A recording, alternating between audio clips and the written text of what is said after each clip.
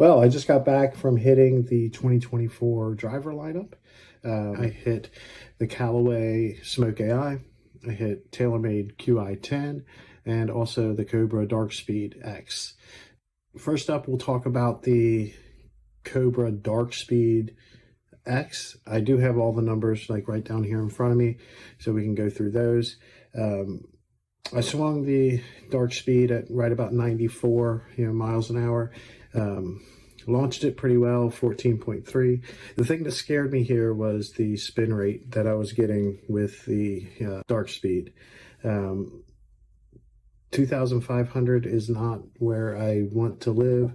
I know some guys like to spin it low like that, but since I don't have the same speed as a lot of the guys swinging at 100 plus miles an hour, 2,500 is not where I want to be. The ball doesn't get high in the air and it kind of falls out of the sky a little bit quicker. 247 isn't terrible in regards to carry, and then 273 with the rollout, but again 89 foot in the air just isn't where I want to be. I didn't necessarily love the sound and the feel. Not exactly sure how to properly describe it, but it just felt harsh off the face to me. The sound felt harsh, the feel of the face felt harsh. Now, maybe that would change, after playing it for a little while. Don't know. A lot of this decision is going to come down to sound and feel, and I don't know that the Darkspeed won that battle today. So next up is the Callaway Smoke AI, 95, 96 miles an hour on average. Ball speed, pretty good. Launching it a little bit high, and spin, man, it was pretty high. The height was right about 115 foot. Which isn't great. I don't want to be that high, I don't think. Carry, was right around my, average with the feel and sound of the Callaway. I liked it. I think it sounds great off the face. It feels really good. You can tell that it's a very stable driver.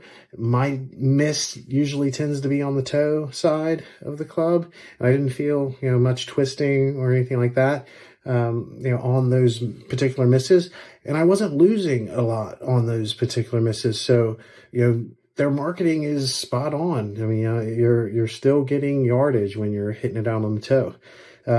So far as looks on the Smoke AI, I gotta admit, I don't love it. I know some guys do, and that's great. But the bottom of the club with the marbling just isn't my thing. The top of the club, it doesn't look bad, but it's just not my preference with the kind of gray, band, and then, the carbon fiber on the crown of it. Again, doesn't look bad, just not necessarily my cup of tea. So TaylorMade Qi-10 was one of the last that I swung. I did swing it a little bit slower. Ball speed still kind of kept up with the rest of the models, though, at right around 141, 142-ish. I didn't spin it quite as much as the Smoke AI, right down in the range where ideally I like to be, 245, total 265. Height was good, 100 foot in the air. As I mentioned before, my miss is on the toe. That miss did come out a couple of times, with the Qi-10. And again, just like with the Smoke AI, I didn't feel any real twisting, with the face. It felt very stable, through the ball. It's interesting though, like if I were to swing this at the same mile an hour club head speed that I did the Smoke AI, I bet I would see, even better, numbers. My spin would probably kick up just a little bit to right around that 3K range.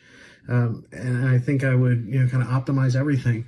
The looks of the Qi-10, I really enjoy. I think the blue face looks pretty cool. It sounds, really, really nice. It looks good over the ball.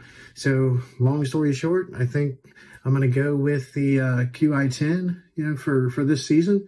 And we'll see, how it goes. Maybe I'll stay in it all year. Maybe, something else will, tickle my fancy and I'll, trade it in on something different. But for now, we're locking in Qi-10. Let's do it.